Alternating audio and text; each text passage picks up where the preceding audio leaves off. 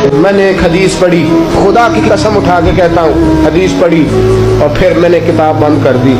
मैंने कहा इससे आगे मेरे अंदर हिम्मत ही नहीं है, मैं पढ़ ही नहीं सकता। मैंने जैसे कहा कि पहले तो सहाबाए किराम में अहले बैत को हम मासूम नहीं मानते, उनसे जो कोताहियां हैं वो भी हमारी इस्लाह के लिए हैं, ताकि हमें तौबा के तरीके समझ में आ जाएं। अजीज दोस्तों, मेरे महबूब की शहजादी, बस रसूलुल्लाह सल्लल्लाहु अलैहि वसल्लम की शहजादी सैयदा फातिमा महबूब पाक की बारगाह में आई।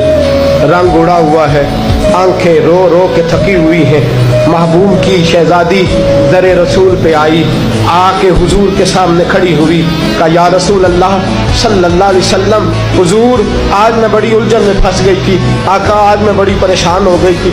हुजूर ने फरमाया क्या हुआ?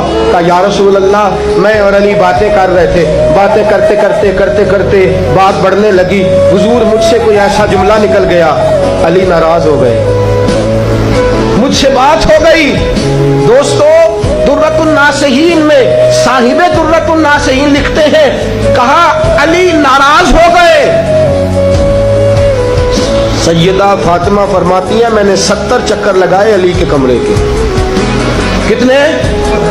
बेटियों, खामन की इताअत में तुम्हारी जन्नत है, और माँ बाप भी जरा ख्याल करे, माएँ भी जरा ख्याल करे।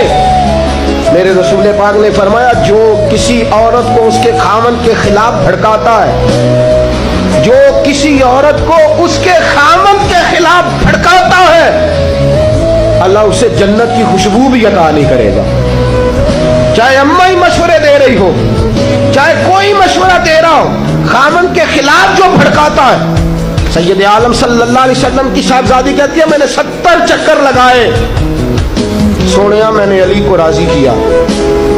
हुजूर अली राजी हुए हैं तो खबर देने आई हूँ, बस इससे ज्यादा बड़ी बात और नहीं मिल सकती। दिल के कान खोलना, जरा जरा जागना, जरा उठना, जरा टेक छोड़ना, जरा जरा गौर करना, ये क्या जुमले बोल दिए मेरे रसूल ने।